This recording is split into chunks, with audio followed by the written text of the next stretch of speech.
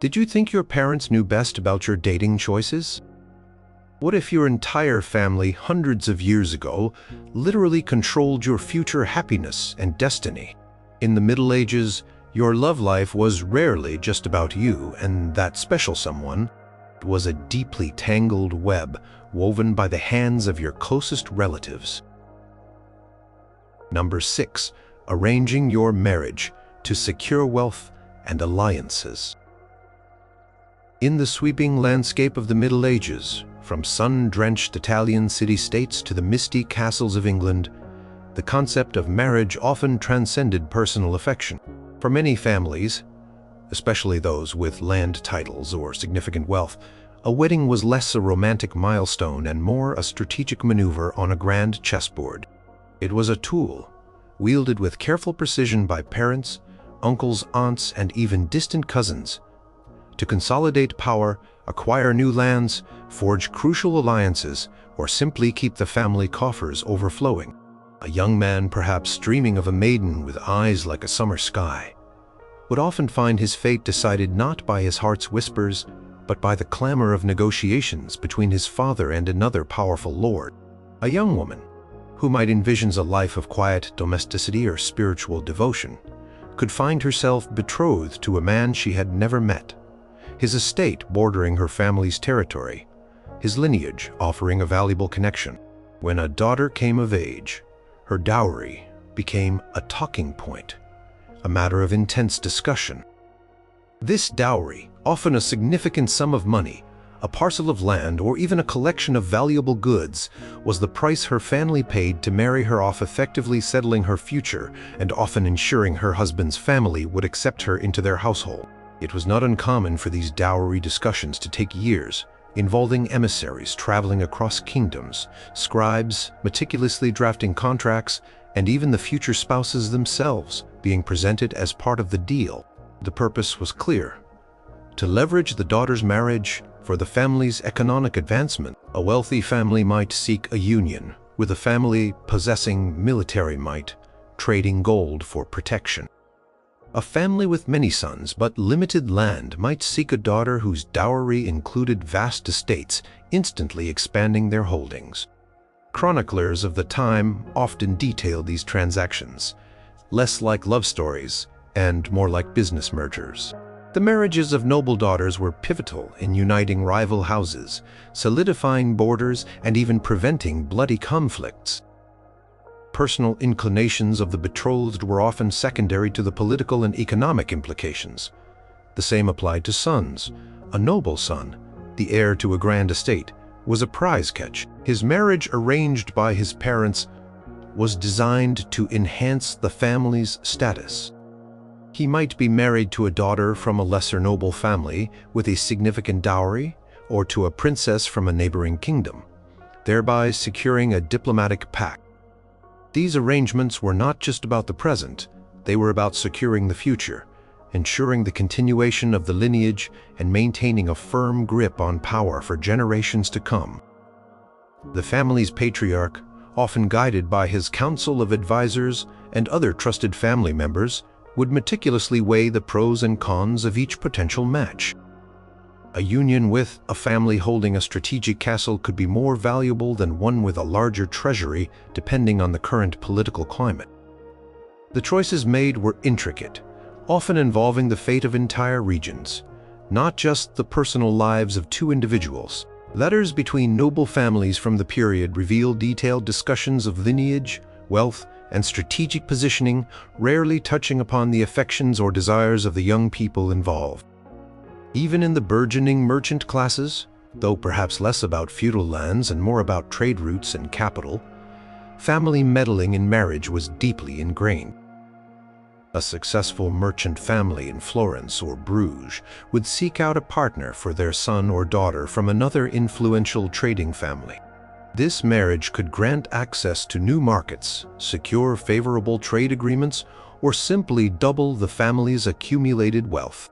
The daughter of a silk merchant might be married to the son of a spice trader, ensuring that their combined enterprises could dominate a particular market. Family's reputation, its credit, and its network of contacts were paramount. A good match was one that strengthened the family's financial standing and social prestige within their guild or city. The children, perhaps having known each other since childhood, would enter into these unions, understanding their economic implications, their personal desires often shaped by the expectations of their parents and the needs of the family business. It was a pragmatic approach to life, where the individual's choice was subsumed by the collective good of the lineage. This meddling extended beyond mere choice of partner. It often involved dictating the terms of the marriage itself, down to the number of servants the bride could bring, the specific pieces of jewelry she would wear, or the exact allocation of land after the death of either spouse. The family elders, having accumulated wisdom and experience, saw it as their duty to ensure that the marriage contract was watertight, protecting the family's interests regardless of future circumstances. They were not just matchmaking. They were forging legal and economic bonds that would hopefully last for generations, ensuring the family's continued prosperity and influence. Parents' love for their child was often expressed not through emotional support for a chosen partner, but through the rigorous negotiation of a marriage contract that secured their child's financial security and social standing, even if it meant overriding their child's personal preferences. Number 5. Controlling betrothal, agreements, and dowry negotiations. Before the wedding bells even had a chance to ring, medieval families were already deeply entrenched in the contractual labyrinth of betrothal and dowry. This was not a casual promise between sweethearts. It was a formal, often legally binding agreement, meticulously crafted by family elders, sometimes years before the actual marriage. The betrothal itself was a pre-marriage ceremony, a public declaration of intent to marry, often involving the exchange of tokens like rings or gifts. For the families, it was a crucial step, locking in the deal and preventing either side from backing out without significant financial or social repercussions. This act of betrothal, overseen by parents and often witnessed by legal officials or church representatives, cemented the future union long before the bride and groom might even be old enough to understand the implications of their lives being joined. The dowry, as mentioned before, was the bedrock of these negotiations. It was the material contribution from the bride's family to the groom or his family upon marriage. While sometimes seen as the bride's share of her inheritance, it was fundamentally a sum of wealth or property that went to the husband to support his wife within the marriage, and also to augment his own family's wealth. The size and nature of the dowry were subjects of intense bargaining. A father, eager to secure a prestigious match for his daughter, might push the limits of his family's resources to offer an impressive dowry. Conversely, the groom's family would scrutinize the proposed dowry, assessing its value and ensuring it met their expectations for the social standing and economic benefit they anticipated from the union. Records show detailed inventories of dowries, chests filled with coin, specific acres of arable land, designated houses, even livestock. These negotiations were not quick affairs. They could stretch over months, with families dispatching messengers, reviewing deeds, and consulting legal experts to ensure every clause was to their advantage. Consider the practical implications. If a family's fortunes shifted, perhaps due to a bad harvest or a failed business venture, the promised dowry might be renegotiated, sometimes leading to the breakdown of the betrothal. This created immense pressure on families to maintain their economic stability, not just for their own survival, but to fulfill their obligations in planned marriages. A young woman, perhaps already envisioning her life with her betrothed, could find her future suddenly uncertain if her family's financial standing faltered and they could no longer afford the agreed-upon dowry. Her value in the marriage market was often directly linked to the size and quality of her dowry. Her family had to present her in the best possible light, and the dowry was the financial demonstration of her family's commitment to the union and its future prosperity. Conversely, there was also the bride price in some societies, where the groom's family paid a sum to the bride's family. This was less common in Western European nobility, but found in other medieval cultures. Regardless of the direction of the payment, The underlying principle was the same. Marriage was a transaction, and the families were the primary negotiators. They determined the financial terms, often without significant input from the prospective spouses. The children were, in essence, valuable assets in these transactions. Their personal happiness secondary to the strategic gains their unions could bring. The intricate details of these agreements often included clauses about inheritance, widowhood, and the fate of children. For example, a betrothal contract might stipulate what happens to the dowry if the wife dies childless, or how much support a widow would receive from her husband's estate. These were not romantic considerations. They were hard-nosed legal protections for the family's wealth and lineage. Parents, driven by a deep sense of responsibility for their family's future, viewed these contracts as paramount. They represented the family's foresight, its ability to navigate the unpredictable currents of medieval life, and its unwavering commitment to preserving its name and fortune through strategic matrimonial alliances. The idea of a couple simply deciding to marry for love without parental oversight and financial negotiation would have seemed utterly reckless and irresponsible to the majority of medieval families. It was the family's right, and indeed their duty, to ensure the very best possible match was made, not just for the individual but for the entire extended family network. Number 4. Enforcing parental consent and preventing elopement.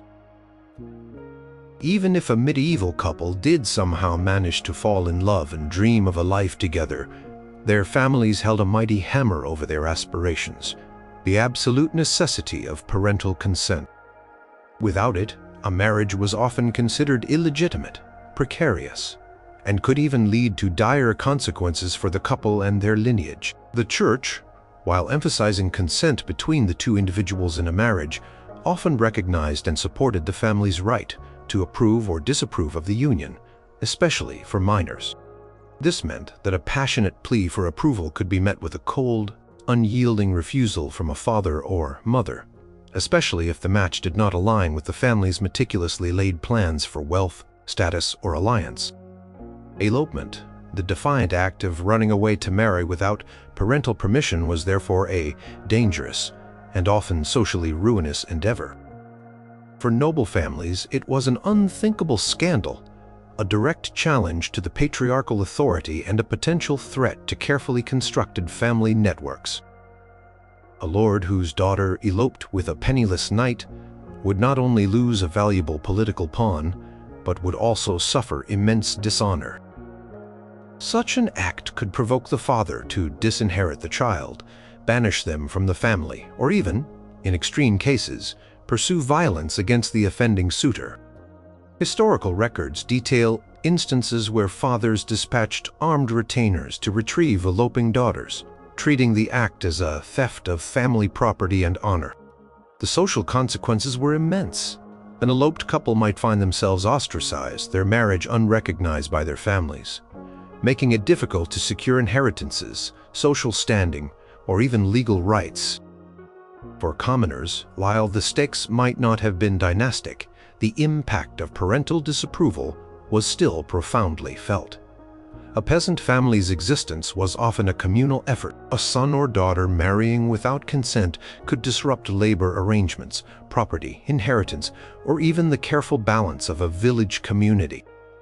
A father might refuse to grant his son any land, or a mother might refuse to help her daughter establish a new household, leaving the eloping couple destitute.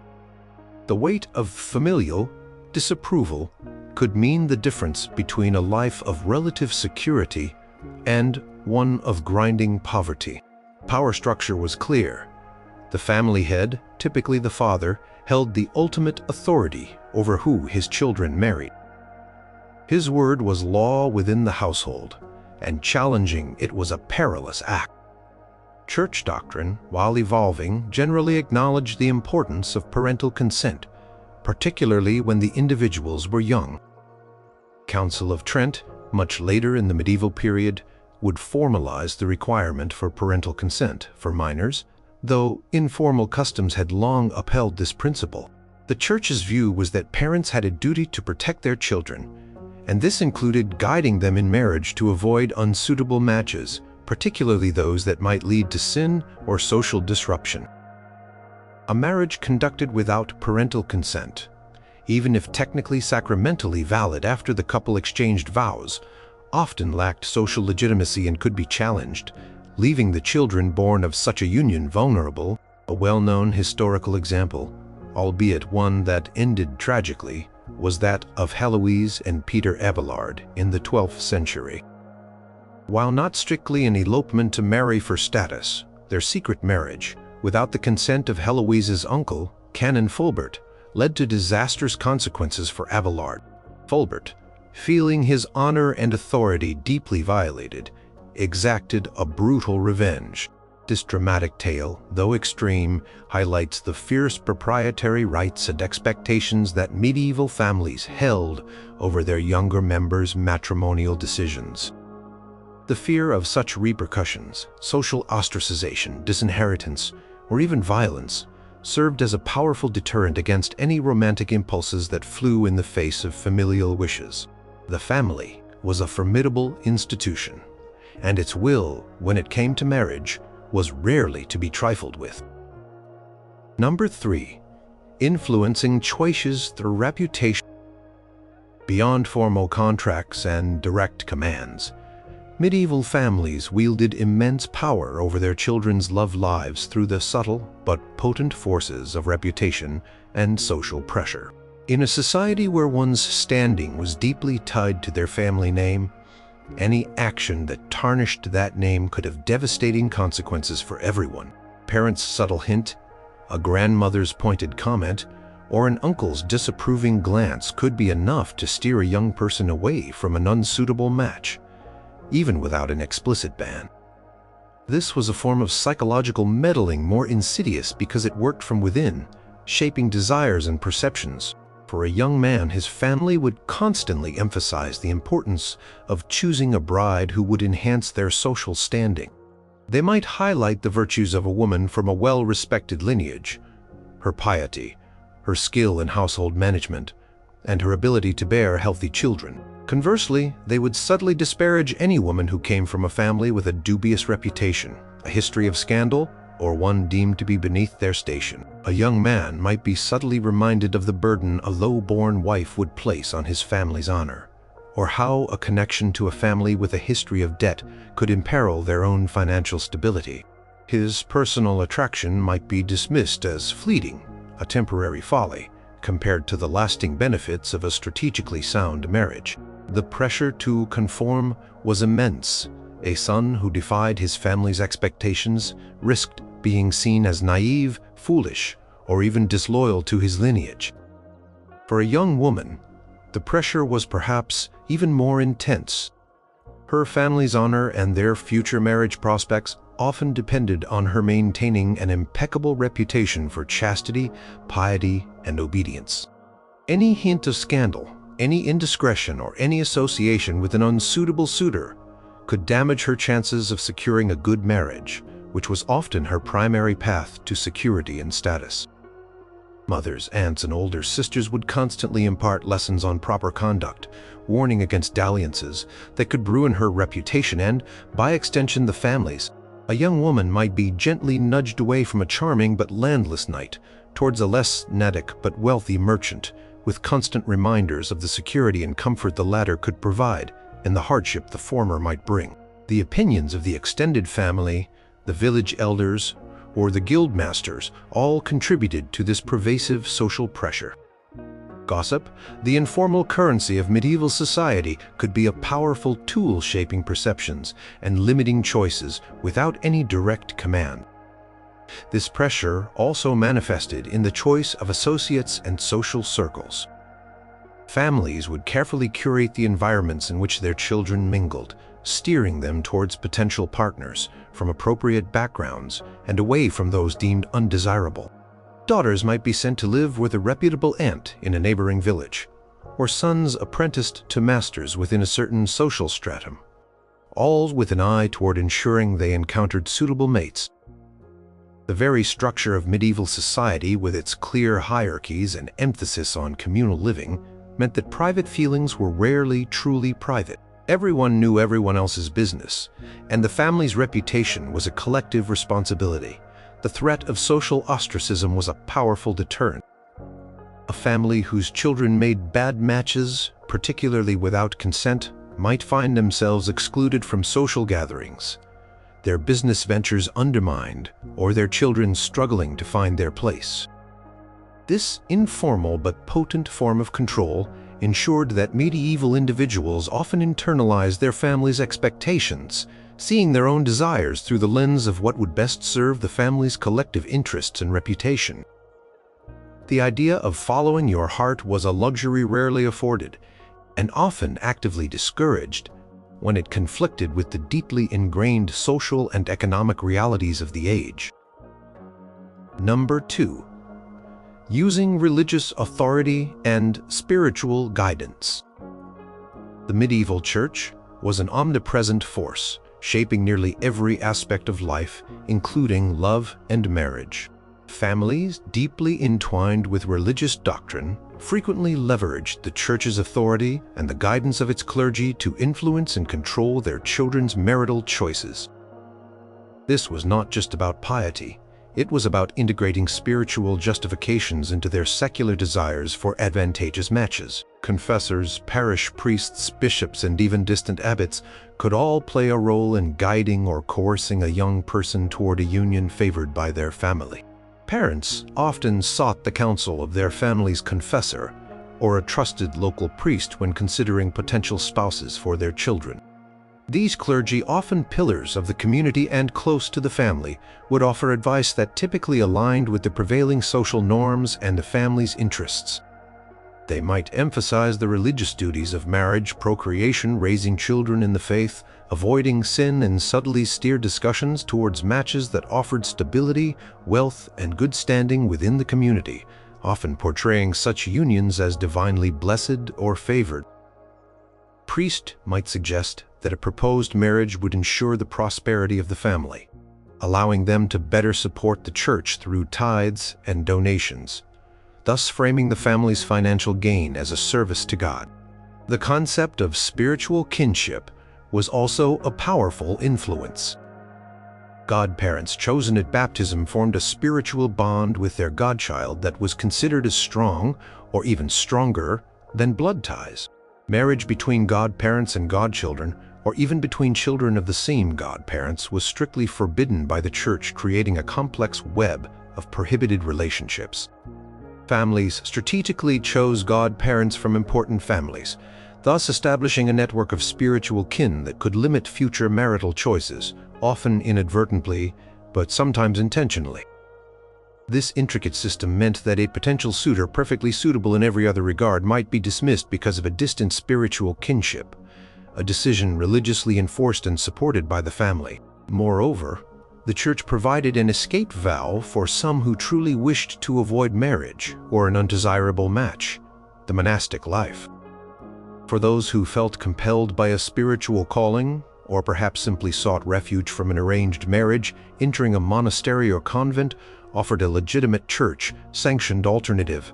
However, even here, families exerted influence. While true vocations were respected, some families would encourage or even pressure a child to enter religious life if they were considered less suitable for marriage, perhaps due to physical infirmity, lack of dowry, or simply not being the eldest heir, or if their presence in the secular world complicated family plans. A second daughter, for instance, might be encouraged to become a nun, thereby avoiding the need to provide a second substantial dowry, leaving more wealth for the eldest daughter's marriage. This was not always malicious. Sometimes it was presented as a pious and honorable path, a service to God that also conveniently served the family's economic strategy. The threat of excommunication or divine displeasure was also a tool. If a young person stubbornly refused an arranged marriage, especially one deemed virtuous and beneficial by the family and the church, they might be warned of the spiritual consequences of disobedience. Disrespecting one's parents was considered a grave sin, and defying a divinely ordained family structure could be seen as a challenge to God's will. This powerful spiritual leverage, coupled with the temporal authority of the Church, provided an almost irrefutable argument for family control over marital affairs. The medieval family, backed by the pervasive influence of the Church, could frame their meddling not just as a matter of worldly gain, but as a matter of spiritual righteousness. Number 1. Directly intervening in courtship and eliminating rivals. When it came to the actual mechanics of finding a spouse, medieval families were anything but passive. They actively orchestrated opportunities for their children to meet suitable partners, and were equally proactive in removing any unsuitable rivals from the scene.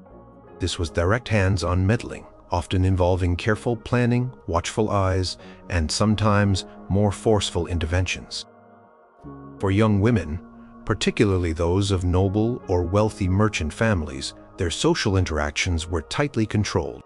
They rarely had the freedom to meet men outside of strictly supervised settings.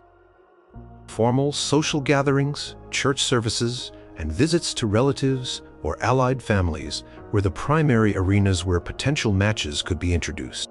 Mothers, aunts, and even duennas, chaperones, were ever present, observing interactions, subtly guiding conversations, and steering their charges away from undesirable suitors. A young woman might be encouraged to dance with a specific nobleman's son, or to sit beside a wealthy merchant's heir at a feast, all under the watchful gaze of her family. Letters from the period often detail the strategic placement of young people at social events, a subtle form of matchmaking in plain sight. If a young man from an unapproved family dared to show interest, he might find himself subtly, or not so subtly, excluded from future gatherings, or perhaps his invitations lost in transit. For sons, families might actively seek out opportunities for them to visit the households of potential brides. A young man might be sent on a diplomatic mission, or to serve as a page or squire in a lord's household, with the underlying intent of assessing the daughters of that house as potential wives. These visits were carefully arranged, allowing families to observe the prospective spouses in their natural environments, assessing their temperament, skills, and overall suitability. If a son showed interest in a woman not approved by his family, perhaps a local maiden without status or wealth, his family would intervene. This could take the form of stern lectures about family honor and responsibility, or more direct action like removing him from the situation entirely. He might be sent off to study at a distant university, join a military campaign, or be placed under the watchful eye of a strict uncle, effectively separating him from the undesirable attachment. Eliminating rivals was a crucial, if sometimes less savory aspect of this direct intervention. This rarely involved violence, though historical accounts of medieval life suggest that such measures were not unheard of in extreme circumstances. When honor was at stake, more commonly it involved social maneuvers. A family might spread rumors about a rival suitor's character, his family's dubious history, or his financial instability. They might subtly undermine his reputation in the eyes of their own child, or the family of the potential spouse. They could leverage their political or economic influence to make life difficult for the rival, perhaps by disrupting his business ventures or denying him access to social circles. For example, a powerful lord might ensure that a less influential knight who dared to court his daughter without permission found himself without opportunities for military service, or even stripped of his land, effectively making him an unviable partner. The family's network of informants and allies also played a role. Servants, distant relatives, and even local clergy might report on a child's secret romantic interests, allowing the family to intervene swiftly. This extensive surveillance ensured that few illicit courtships could blossom without parental knowledge. A young woman caught exchanging secret notes with a suitor might find herself confined to her chambers, or her every movement monitored, while the suitor might be discreetly warned away or even threatened. The goal was always the same: to ensure that the individual's choices aligned perfectly with the family's grand plan for their future, leaving little room for personal preference to derail meticulously laid matrimonial strategies. The medieval family was a formidable and pervasive force, actively shaping, controlling, and intervening in every aspect of their children's romantic lives.